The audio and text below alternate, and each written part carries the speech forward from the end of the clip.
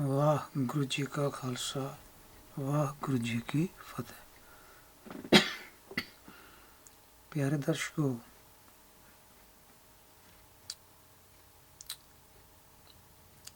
कई दिनों तो बाद थोड़ा समय मिलिया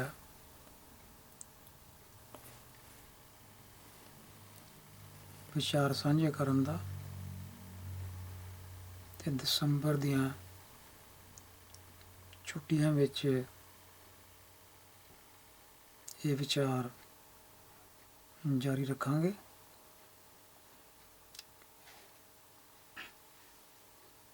सो अज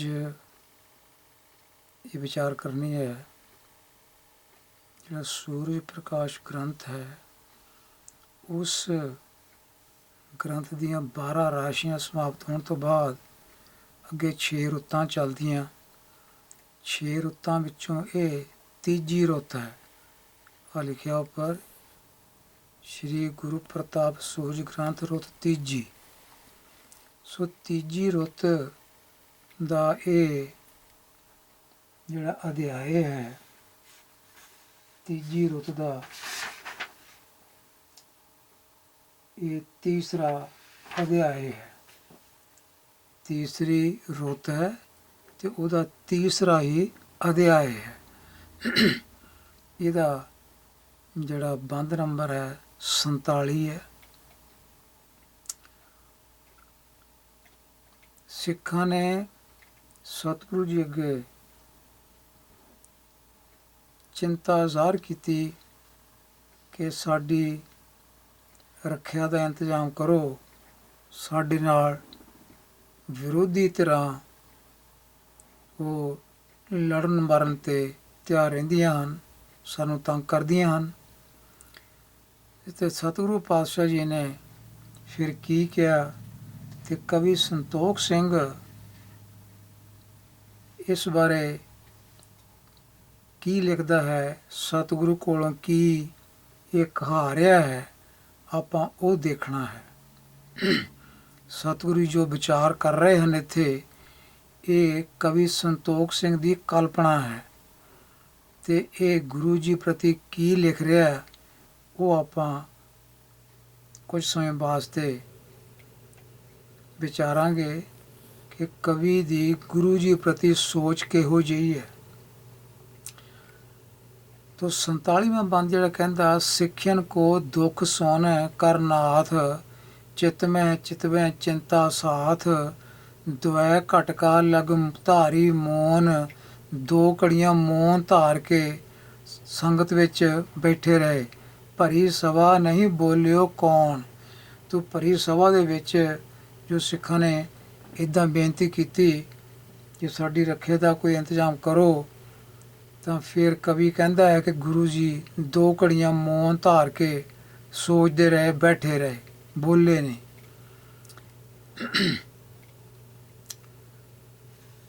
अगे फिर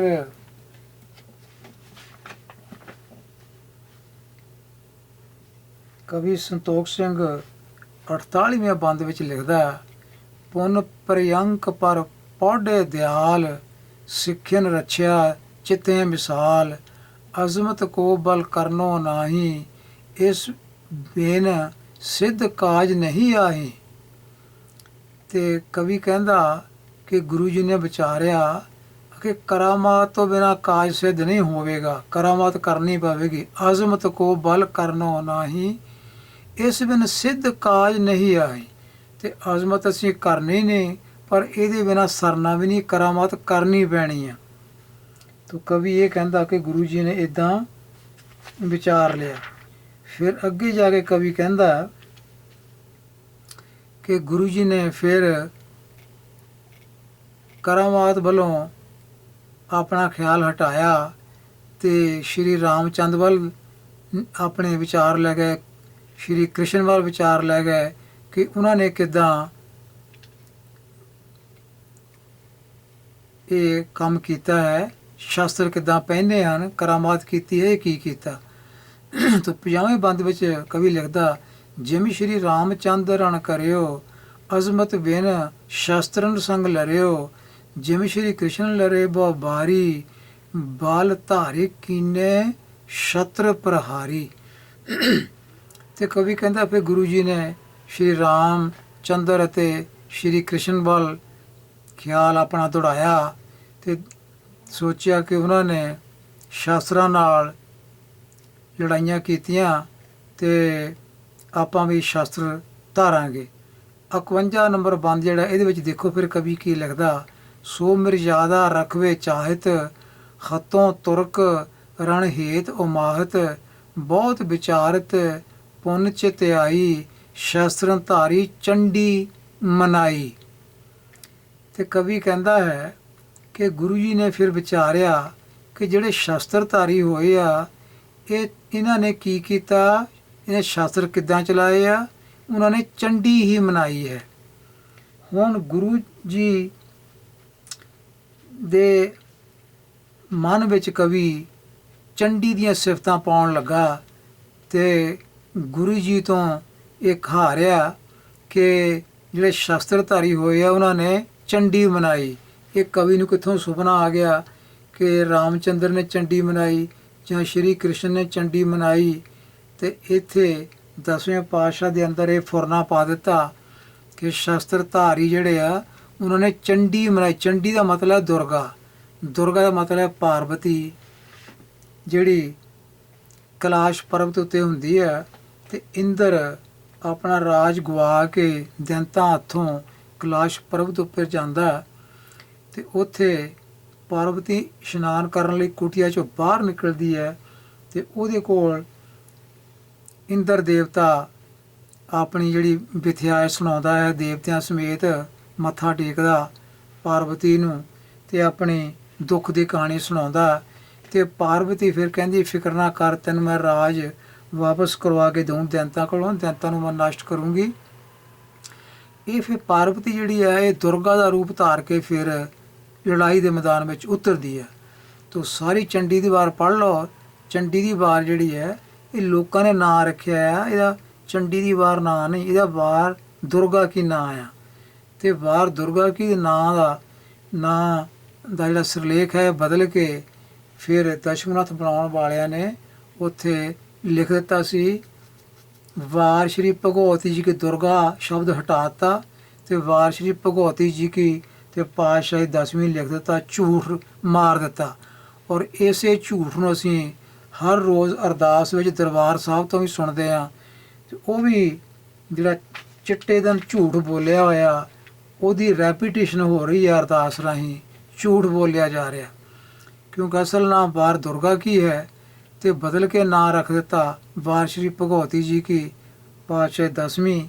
ਤੇ ਇਹੀ ਆਪਾਂ ਨੂੰ ਸੁਣਨ ਨੂੰ ਮਿਲ ਰਿਹਾ, ਇਹ ਝੂਠ ਹੈ, ਝੂਠ ਬੋਲਿਆ ਜਾ ਰਿਹਾ।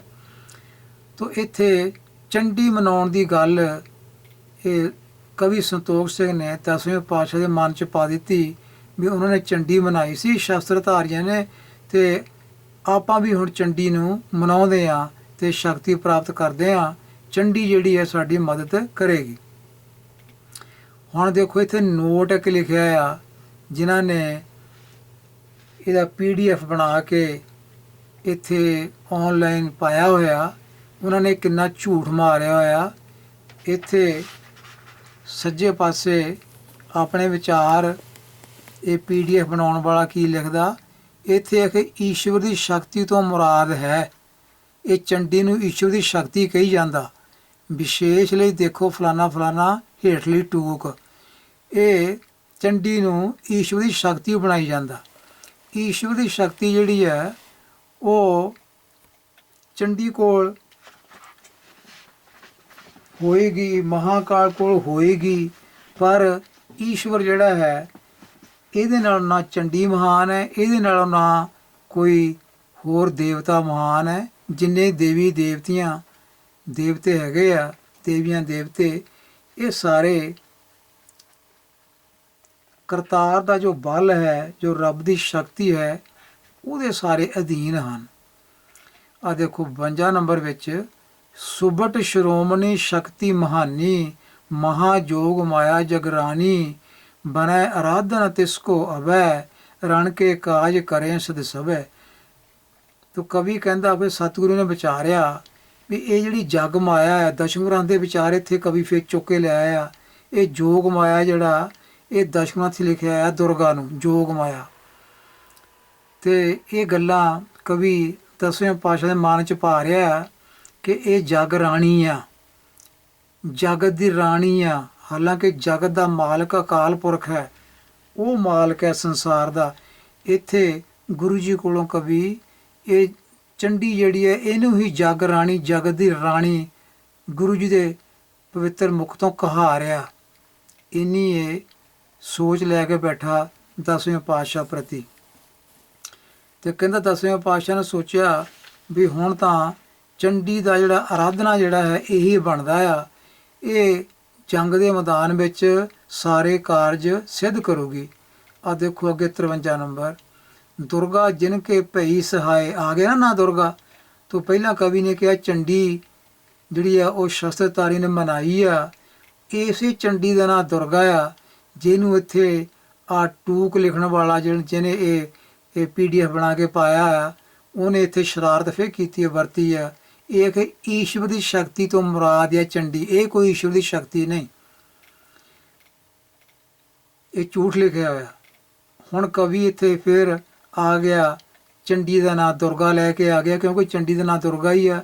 ਪਾਰਵਤੀ ਇਹਦਾ ਨਾਂ ਹੀ ਦੁਰਗਾ, ਇਹਦਾ ਨਾਂ ਚੰਡੀ ਹੈ। ਮੇਨ ਦੇਵੀ ਪਾਰਵਤੀ ਹੈ, ਇਹਦੇ ਵੱਖ-ਵੱਖ ਨਾਂ ਆ, ਦੁਰਗਾ, ਭਗਵਤੀ, ਭਗਵਤੀ, ਚੰਡੀ, ਚੰਡਕਾ, ਜੋਗ ਮਾਇਆ, ਹੋਰ ਬੜੇ ਬੜੇ ਨਾਂ ਜਿਹੜੇ ਦਸ਼ਮਗ੍ਰੰਥ 'ਚ ਲਿਖੇ ਹੋਏ ਆ ਉਹ 'ਚ ਵੱਧ ਪਚੇਦੇ ਇਹ ਵੀ ਵਰਤ ਰਿਹਾ ਕਵੀ ਸੰਤੋਖ ਸਿੰਘ। ਦੁਰਗਾ ਜਿਨ ਕੇ ਭਈ ਸਹਾਏ ਰਣ ਤੇ ਵਿਜੇ ਲਈ ਤਿਨ ਪਾਏ। ਮੈਦਾਨ ਵਿੱਚ ਉਹਨੂੰ ਜਿੱਤ ਪ੍ਰਾਪਤ ਹੋਈ ਹੈ ਜਿਨ੍ਹਾਂ ਨੇ ਦੁਰਗਾ ਨੂੰ ਮਨਾਇਆ, ਤੇ ਦੁਰਗਾ ਨੇ ਜਿਹਦੀ ਸਹਾਇਤਾ ਕੀਤੀ ਹੈ।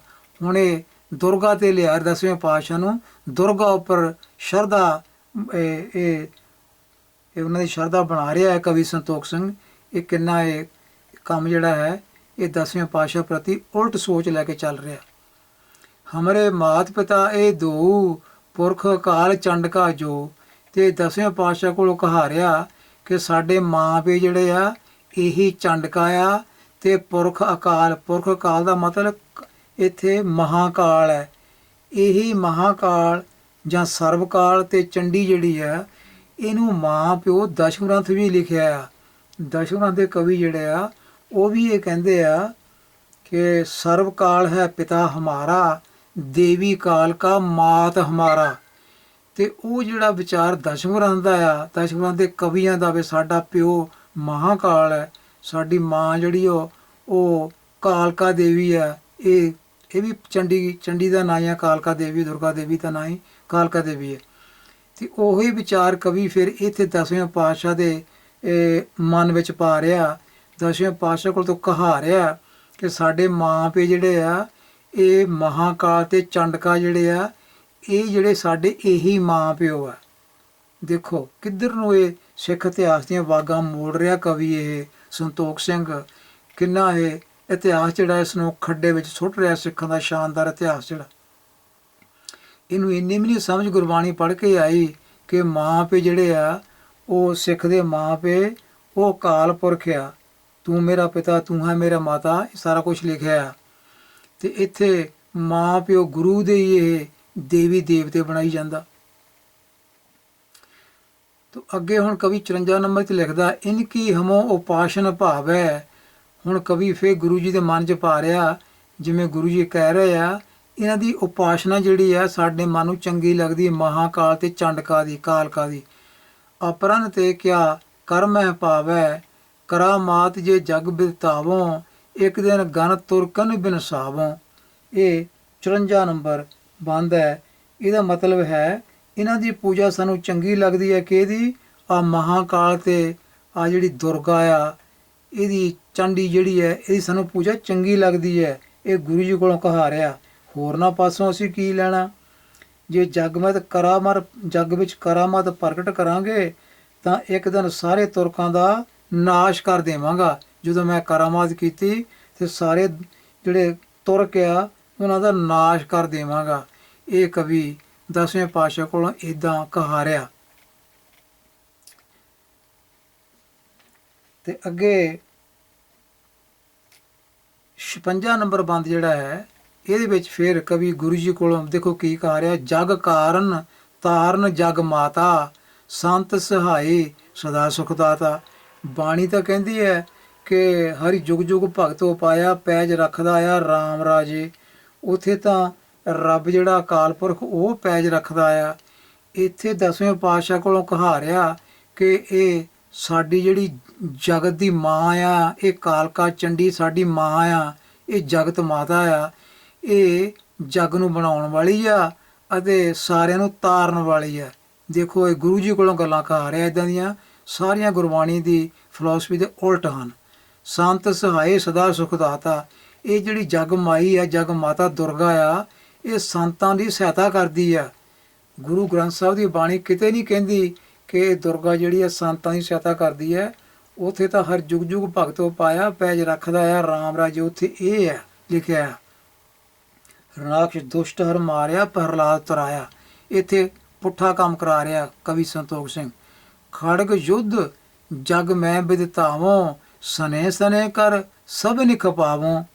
ਇਹ 56 ਨੰਬਰ ਹੈ। ਇਹਦਾ ਮਤਲਬ ਹੈ ਜਗਤ ਮਾਂ ਜਿਹੜੀ ਆ ਇਹ ਜਗ ਨੂੰ ਬਣਾਉਣ ਵਾਲੀ ਤਾਰਨ ਵਾਲੀ ਹੈ। ਸੰਸਾਰ ਦੀ ਮਾਂ ਬਣਾਤੀ ਇੱਥੇ ਦੁਰਗਾ, ਤੇ ਗੁਰੂ ਜੀ ਕੋਲੋਂ ਕਹਾ ਰਿਹਾ ਕਵੀ ਕਿ ਦੁਰਗਾ ਜਗ ਦੀ ਮਾਂ ਆ ਤੇ ਜਗ ਨੂੰ ਬਣਾਉਣ ਵਾਲੀ ਹੈ। ਹਾਲਾਂਕਿ ਗੁਰਬਾਣੀ ਕਹਿੰਦੀ ਹੈ ਸੰਸਾਰ ਦਾ ਕਰਤਾ ਪੁਰਖ ਜਿਹੜਾ ਉਹ ਇੱਕ ਓਂਕਾਰ ਹੈ, ਉਹ ਕਰਤਾ ਪੁਰਖ ਹੈ, ਉਹਨੇ ਸੰਸਾਰ ਬਣਾਇਆ। ਇੱਥੇ ਗੁਰੂ ਜੀ ਕੋਲੋਂ ਕਵੀ ਕਹਾ ਰਿਹਾ ਕਿ ਇਹ ਮਾਂ ਜਿਹੜੀ ਹੈ ਜਗ ਦੀ, ਇਹ ਦੁਰਗਾ, ਇਹਨੇ ਸੰਸਾਰ ਬਣਾਇਆ ਹੈ ਨਾ, ਪੁੱਠੀਆਂ ਗੱਲਾਂ। ਤੇ ਇਹ ਤਾਰਨ ਵਾਲੀ ਆ, ਸੁਖਦਾਤੀ ਸੰਤਾਂ ਦੀ ਸਹਾਇਤਾ ਕਰਦੀ ਆ ਇਹ। ਤੇ ਜਗਤ ਵਿੱਚ ਤਲਵਾਰ ਦਾ ਯੁੱਧ ਪ੍ਰਗਟ ਕਰਾਂਗਾ ਤੇ ਹੌਲੀ ਹੌਲੀ ਸਾਰਿਆਂ ਨੂੰ ਖਪਾ ਦੇਵਾਂਗਾ। ਤੇ ਅੱਗੇ ਦੇਖੋ ਇੱਥੇ ਫਿਰ ਟੂਕ ਇੱਕ ਲਿਖੀ ਹੈ, ਜਿਹਨੇ ਇਹ PDF ਬਣਾ ਕੇ ਡਾਊਨਲੋਡ ਕੀਤਾ ਹੈ ਨਾ, ਇੱਥੇ ਅਪਲੋਡ ਕੀਤਾ ਹੈ। ਇੱਥੇ ਲਿਖਿਆ, ਇਹ ਉਥਾਨ ਕਾ ਮਹਿਮਾ ਪ੍ਰਕਾਸ਼ ਛੰਦਾਬੰਦੀ ਦੀ ਹੈ। ਵਾਰਤਕ ਮਹਿਮਾ ਪ੍ਰਕਾਸ਼ ਵਿੱਚ ਜੋ ਉਸ ਤੋਂ ਪੁਰਾਤਨ ਹੈ, ਦੇਵੀ ਦਾ ਪ੍ਰਸੰਗ ਹੀ ਨਹੀਂ। ਵਾਰਤਕ ਮਹਿਮਾ ਪ੍ਰਕਾਸ਼ ਵਿੱਚ ਜੋ ਉਸ ਤੋਂ ਪੁਰਾਤਨ ਹੈ, ਦੇਵੀ ਦਾ ਪ੍ਰਸੰਗ ਉੱਥੇ ਹੈ ਹੀ ਨਹੀਂ। ਮਹਿਮਾ ਪ੍ਰਕਾਸ਼ ਵਿੱਚ ਇਹ ਕਵੀ ਸੰਤੋਖ ਸਿੰਘ ਇਹ ਦੇਵੀ ਦਾ ਪ੍ਰਸੰਗ ਇੱਥੇ ਲਿਆ ਰਿਹਾ। 10ਵੇਂ ਪਾਤਸ਼ਾਹ ਨੂੰ ਚੰਡੀ ਦੀ ਆਰਾਧਨਾ ਨਾਲ ਜੋੜ ਰਿਹਾ। ਚੰਡੀ ਦੀ ਸਿਫਤਾਂ ਦੇ ਵਿਚਾਰ 10ਵੇਂ ਪਾਤਸ਼ਾਹ ਦੇ ਮਨ 'ਚ ਇਹ ਪਾ ਰਿਹਾ ਵੀ ਇਹਨੂੰ ਜਗਤ ਦੀ ਮਾਂ ਗੁਰੂ ਜੀ ਕੋਲੋਂ ਕਹਾ ਰਿਹਾ। ਦਸ਼ਮਨਾਥ ਵਿੱਚ ਵੀ ਇਹ ਗੱਲਾਂ ਆਉਂਦੀਆਂ ਜਿਹੜੀਆਂ ਇੱਥੇ ਕਵੀ ਇੱਥੇ ਕਰ ਰਿਹਾ। ਦਸ਼ਮਨਾਥ ਦੇ ਕਵੀ ਵੀ ਆਪਣੀ ਮਾਂ ਇਹਨੂੰ ਕਾਲਕਾ ਜਾਂ ਦੁਰਗਾ ਨੂੰ ਮੰਨਦੇ ਆ ਤੇ ਆਪਣਾ ਪਿਓ ਜਿਹੜਾ ਸਰਵਕਾਲ ਜਾਂ ਮਹਾਕਾਲ ਨੂੰ ਮੰਨਦੇ ਆ। ਹੁਣ ਕਵੀ ਕਹਿ ਰਿਹਾ ਕਿ ਗੁਰੂ ਜੀ ਨੇ ਫਿਰ ਕੀ ਕਿਹਾ ਸਿੱਖਾਂ ਨੂੰ ਕੀ ਕਿਹਾ। ਇਹ 58 ਨੰਬਰ 'ਚ ਆ, ਜਿਨ੍ਹਾਂ ਨੇ ਬੇਨਤੀ ਕੀਤੀ ਵੀ ਸਾਡੀ ਰੱਖਿਆ ਕਿੱਦਾਂ ਹੋਣੀ ਆ। ਤੁਮਰੇ ਹਿਤ ਜਗ ਮਾਤ ਮਨਾਵੋ। ਤੇ ਕਵੀ ਕਹਿੰਦਾ ਫਿਰ ਗੁਰੂ ਜੀ ਨੇ ਹੈਗੇ ਇਹ ਸੰਗਤਾਂ ਨੂੰ ਕੀ ਕਿਹਾ ਕਿ ਤੁਹਾਡੀ ਖਾਤਰ ਮੈਂ ਨਾ ਜਗ ਦੀ ਮਾਤਾ ਜਿਹੜੀ ਆ, ਇਹ ਚੰਡੀ ਆ, ਜਿਹੜੀ ਦੁਰਗਾ ਆ, ਇਹ ਕਾਲਕਾ, ਇਹਨੂੰ ਮਨਾਉਂਗਾ। ਇਹ ਦੇਖੋ ਇਹ ਗੱਲਾਂ, ਇਹ ਕਵੀ ਦੇ ਕਰਨ ਵਾਲੀਆਂ ਗੱਲਾਂ। ਉੱਦਾਂ ਆਪਣੇ ਆਪ ਨੂੰ ਕਵੀ ਚੂੜਾਮਣੀ ਇੱਥੇ ਲਿਖਦਾ ਵੀ ਕਵੀ ਚੂੜਾਮਣੀ ਆ, ਕਵੀਆਂ ਦਾ ਸਰਮੋਰ ਕਵੀ ਆ ਇਹ। ਤੇ 10ਵੇਂ ਪਾਤਸ਼ਾਹ ਕੋਲੋਂ ਇਹ ਜੋ ਕਹਾ ਰਿਹਾ, ਇਹਨੂੰ ਸ਼ੋਭਾ ਦੇ ਰਿਹਾ ਕਵੀ ਨੂੰ। ਇਹ ਬਿਲਕੁਲ ਨਰਾਦਰੀ 10ਵੇਂ ਪਾਤਸ਼ਾਹ ਦੀ ਰੱਜ ਕੇ ਨਰਾਦਰੀ ਇੱਥੇ ਇਹ ਕਰਦਾ ਜਾ ਰਿਹਾ। ਤੇ ਕਵੀ ਕਹਿੰਦਾ ਕਿ ਗੁਰੂ ਜੀ ਨੇ ਸੰਗਤਾਂ ਨੂੰ ਇਦਾਂ ਕਿਹਾ, ਤੁਮਰੇ ਹਿਤ ਜਗ ਮਾਤ ਮਨਾਵੋ ਪੂਜ ਮਹਾਕਲ ਮੈਂ ਵਿਦਤਾਵੋ ਰਣ ਕਰਤੇ ਨਿਤ ਬਨੇ ਸਹਾਈ ਸ਼ਤਰਨ ਸਗਰੇ ਦੇਖ ਪਾਈ। ਇਹ ਸਗਰੇ ਤੇ ਸਗਰੀ ਇਹ ਦਸ਼ਵਰਾਂ ਦੀ ਜਿਹੜੀ ਆ ਉਹ ਸ਼ੈਲੀ ਆ, ਉਹੀ ਇੱਥੇ ਨੇ ਵਰਤੀ ਆ। ਸਗਲੇ ਨਹੀਂ ਵਰਤਿਆ, ਨਾ ਸਗਲਾ ਵਰਤਿਆ। ਇੱਥੇ ਸਗਰੀ ਜਾਂ ਸਗਰੇ ਇਹ ਦਸ਼ਵਰਾਂ ਦੀ ਜਿਹੜੀ ਸ਼ੈਲੀ ਹੈ, ਲਿਖਣ ਢੰਗ ਆ, ਉਹੀ ਇੱਥੇ ਕਵੀ ਅਪਣਾ ਰਿਹਾ, ਜਿਵੇਂ ਬਚਿੱਤਰ ਨਾਟਕ ਦੇ ਸਾਹਮਣੇ ਪਿਆ ਹੋਵੇ ਤੇ ਇਹਨੇ ਪੜ੍ਹਿਆ ਹੋਵੇ। ਇਹਦਾ ਮਤਲਬ ਹੈ ਕਿ ਕਵੀ ਕਹਿੰਦਾ ਕਿ ਗੁਰੂ ਜੀ ਨੇ ਸੰਗਤਾਂ ਨੂੰ ਕਿਹਾ ਕਿ ਤੁਹਾਡੇ ਵਾਸਤੇ ਮੈਂ ਜਗਤ ਮਾਤਾ ਨੂੰ ਮਨਾਵਾਂਗਾ। ਇੱਥੇ ਜਗਤ ਮਾਤਾ ਗੁਰੂ ਜੀ ਦੀ ਚੰਡੀ ਬਣਾ ਦਿੱਤੀ ਹੈ। ਜਦੋਂ ਕਿ ਗੁਰੂ ਗ੍ਰੰਥ ਸਾਹਿਬ ਦੀ ਬਾਣੀ ਕਹਿੰਦੀ ਤੂੰ ਹੈ ਮੇਰਾ ਪਿਤਾ, ਤੂੰ ਹੈ ਮੇਰਾ ਮਾਤਾ। ਉਹ ਕਰਤਾ ਪੁਰਖ ਨੂੰ ਕਹਿੰਦੀ ਹੈ ਮੇਰਾ ਮਾਂ ਪਿਓ ਤੂੰ ਆ। ਸਿੱਖਾਂ ਦਾ ਮਾਂ ਪਿਓ ਕਰਤਾ ਪੁਰਖ ਰੱਬ ਹੈ। ਇੱਥੇ ਇੱਥੇ ਗੁਰੂ ਜੀ ਦੀ ਮਾਤਾ ਜਿਹੜੀ ਆ ਉਹ ਚੰਡੀ ਨੂੰ ਬਣਾ ਗਿਆ ਕਵੀ। ਤੁਹਾਡੇ ਵਾਸਤੇ ਮੈਂ ਜਗਤ ਮਾਤਾ ਨੂੰ ਮਨਾਵਾਂਗਾ, ਕਲਯੁਗ ਵਿੱਚ ਮਹਾਨ ਪੂਜਾ ਪ੍ਰਗਟ ਕਰਾਂਗਾ। ਕਲਯੁਗ ਵਿੱਚ ਮੈਂ ਇਹ ਚੰਡੀ ਦੀ ਪੂਜਾ ਪ੍ਰਗਟ ਕਰੂੰਗਾ ਵੀ ਮੈਂ ਚੰਡੀ ਦੀ ਪੂਜਾ ਕੀਤੀ ਆ। ਯੁੱਧ ਕਰਦਿਆਂ ਦੀ ਇਹ ਸਦਾ ਸਹਾਇਕ ਬਣੇਗੀ, ਇਹ ਸਾਡੀ ਸਹਾਇਤਾ ਕਰੇਗੀ ਚੰਡੀ। ਇਹ ਦੁਰਗਾ ਵੈਰੀ ਸਾਰੇ ਖਤਮ ਕਰ ਦੇਵੇਗੀ, ਇਹ ਚੰਡੀ ਸਾਡੇ ਵੈਰੀ ਖਤਮ ਕਰੇਗੀ। ਤੋ ਇਹ ਗੁਰੂ ਜੀ ਕੋਲੋਂ ਇਹ ਚੰਡੀ ਤੇ ਆਪਣਾ ਵਿਸ਼ਵਾਸ ਗੁਰੂ ਜੀ ਦਾ ਇਹ ਬਣਾ ਰਿਹਾ ਕਿ ਚੰਡੀ ਵੈਰੀਆਂ ਨੂੰ ਖਤਮ ਕਰੇਗੀ। ਜਿਵੇਂ ਗੁਰੂ ਜੀ ਕੁਝ ਨਹੀਂ ਕਰ ਸਕਦੇ ਹੁੰਦੇ ਤੇ ਚੰਡੀ ਦੀ ਟੇਕ ਲੈ ਰਹੇ ਆ।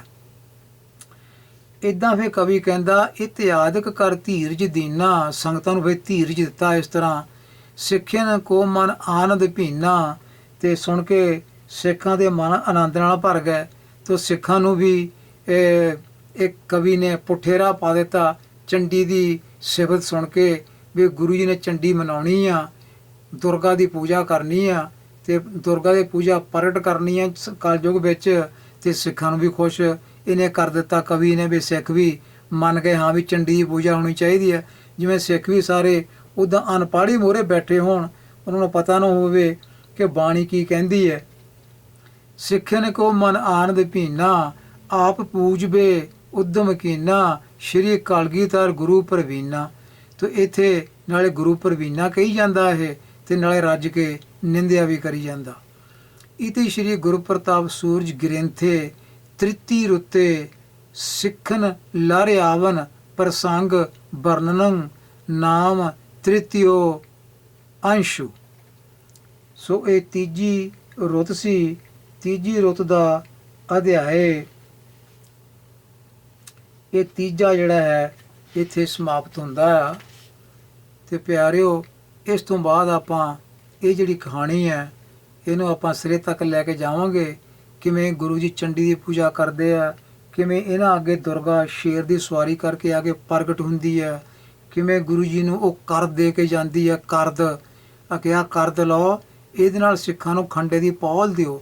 ਇਹ ਸਾਰੀਆਂ ਗੱਲਾਂ ਕਵੀ ਜੋ ਕਹਿ ਰਿਹਾ ਇਹ ਆਪਾਂ ਹੌਲੀ ਹੌਲੀ ਬਾਕੀ ਜਿਹੜੇ ਵੀਡੀਓਜ਼ ਹੋਣਗੇ ਉਹਨਾਂ ਵਿੱਚ ਆਪਾਂ ਇਹ ਵਿਚਾਰ ਸਾਂਝੇ ਕਰਨ ਦਾ ਯਤਨ ਜਾਰੀ ਰੱਖਾਂਗੇ। ਤਾਂ ਇੱਥੇ ਹੀ ਆਪਾਂ ਅੱਜ ਸਮਾਪਤੀ ਕਰਦੇ ਹਾਂ ਤੇ ਇਸ ਤੋਂ ਬਾਅਦ ਆਪਾਂ ਅੱਗੇ ਫਿਰ ਸ਼ੁਰੂ ਕਰਾਂਗੇ। ਆਓ ਇੱਥੇ ਆਪਾਂ ਫਤਿਹ ਸਾਂਝ ਕਰਦੇ ਹਾਂ। ਵਾਹ ਗੁਰੂ ਜੀ ਕਾ ਖਾਲਸਾ, ਵਾਹ ਗੁਰੂ ਜੀ ਕੀ ਫਤਿਹ।